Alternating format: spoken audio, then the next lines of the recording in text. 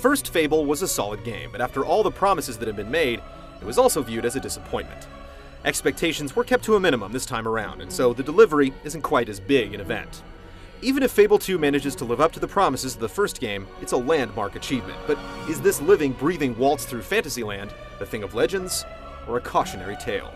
Words can't even begin to describe it.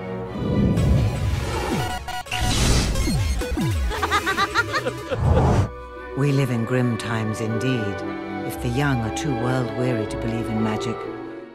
Set half a century after the first game, Fable 2 is a tale of revenge, with only loose ties to the pros from the first. At the outset, your sister is murdered, and you set off on a path to bring those responsible to justice.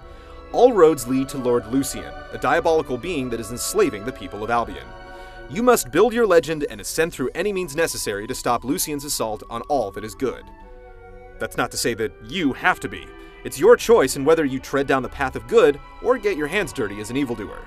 The plot is furthered by in-game cinematics and a few pre-rendered CG sequences for monumental moments, and while it gives the illusion of choice, it ultimately ends the same way. It's just how you get there that's different.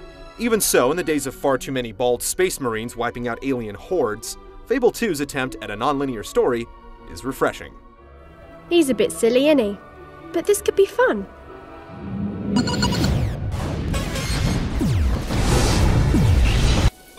I've been sitting here thousands of years, and I've seen it all. Far too many games these days provide you with a confrontation, and when you overcome it, a door opens to yet another. Fable 2 is truly freeform in comparison. If you plow through the main quest, you can finish it in around 10 hours, give or take. But if you take the time to make the rounds and truly explore, you can glean countless hours of entertainment from it. Quests pop up constantly. Whether it's clearing a road of bandits or rescuing slaves, it's your choice in what order you tackle them. The more time you spend on side missions, the easier the main quest becomes as you build your skills in melee combat, magic, and ranged weapons with each victory or discovered treasure chest. There's a simple warp system in place that will get you close to each destination, yet you'll still tire of running down the same pathways en route to the next objective. Very little grinding is involved. There are a couple points where a certain level of renown is required, but otherwise, you're free to develop your character however you choose.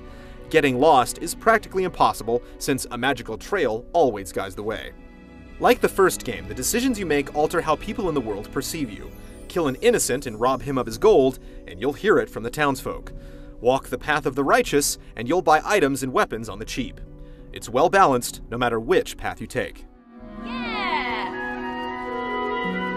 Look at you go! Excellent! Love it! Like most role-playing games, success depends upon how you manage your money, weapons, and potions, but there are much deeper levels than that. Socializing is important to build your reputation, though the way it's handled is rather shallow. You have scores of canned interactions that range from dancing a jig to letting her rip, and each person has specific interactions that they enjoy. Manipulating someone's impression of your character can lead to gifts or ultimately marriage. It's all very hollow, though. You simply look at what the person enjoys and dislikes and spam an annoying timing game until the proper state is reached.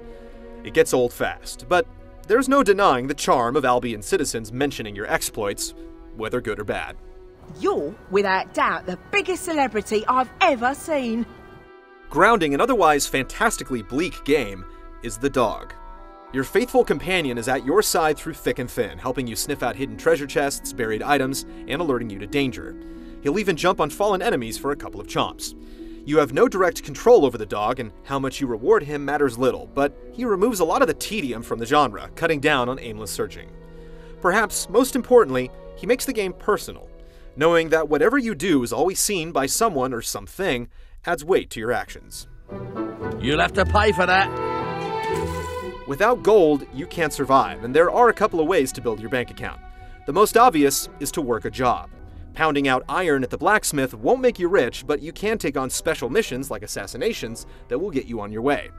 Real estate is the true key to wealth, as any properties you own will net you rent every 5 minutes, whether you're playing or not. Every last property in business is for sale, but if you get in on it too early, you'll find yourself swimming in cash, eliminating a lot of challenge from the game. The final element is the online cooperative play.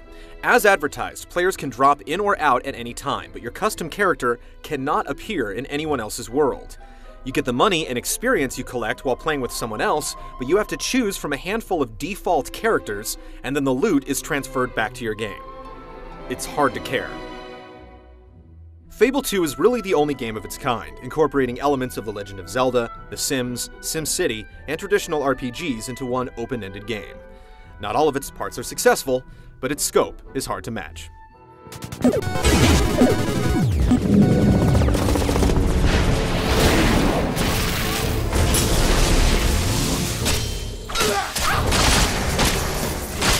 When you're juggling 3 different styles of combat, the interface has to be elegant, and Fable 2 manages to streamline what could be a complete mess. The X button is mapped to melee, the Y button is for ranged weapons, and the B button sparks of magic. That's the basics, and just about anyone can come to grips with it quickly. There are nuances to each though. When you first begin with ranged combat, you use an auto lock-on, but as you upgrade, you're able to aim in first person.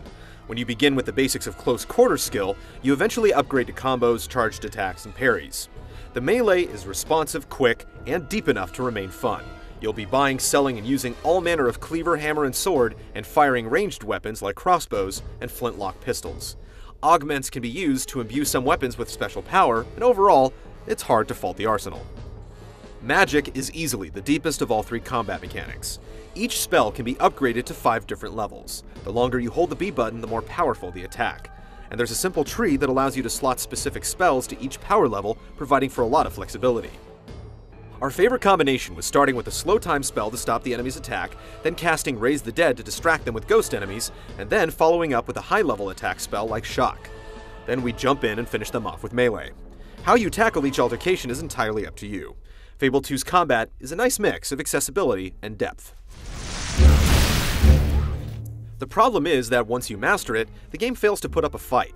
We didn't even die in the entire first half of the game. When you do perish, the punishment is far too lenient. You lose a little experience, take a scar, and then pick up the battle right where you left it off. You never run out of magic, so you can use it as a crutch when things get dicey. Eventually, we started completely ignoring our health level, hoarding potions for some ultra-difficult section that never came. It doesn't help that there are just a handful of enemy types, and the few bosses that are in the game are all defeated the same easy way. Whether you end up purity incarnate or a bastion of depravity isn't easy to control. Fable 2 does a good job of putting you between a rock and a hard place, and it's one of the few games that makes you think about the ramifications of your actions. Sometimes the gray areas are a little too gray, but it only makes multiple plays worthwhile. Fable 2 is a complex game made easy. It may seem intimidating, but even novice players will find little resistance. If you're a seasoned player, you'll wish for more of a challenge, but the combat provides enough depth for experimentation that your interest won't fade.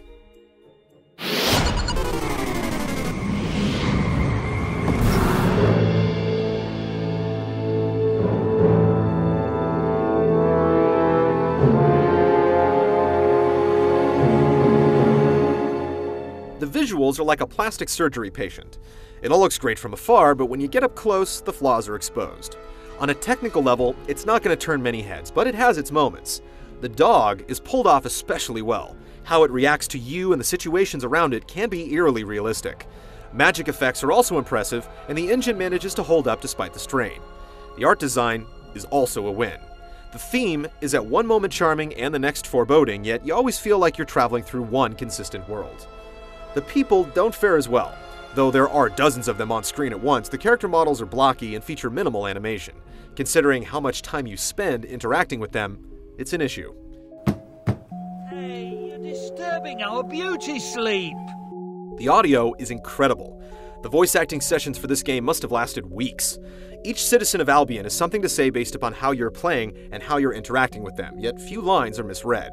There are no throwaways in the musical compositions, with the haunting pause screen music setting the tone.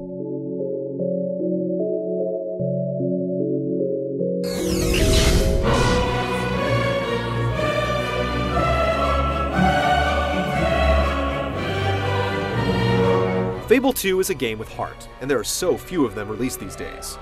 It'll make you think, and take you beyond bloodlust, yet you can satisfy that too if you wish. It's far too easy, the social and job aspects are a drag, and the main quest ends just when it seems to be getting started, but when you return to town and the people are abuzz of your exploits, much is forgiven. It's a more refined version of the original that still hasn't lost all its warts, but it manages to channel many separate ideas into one enjoyable whole.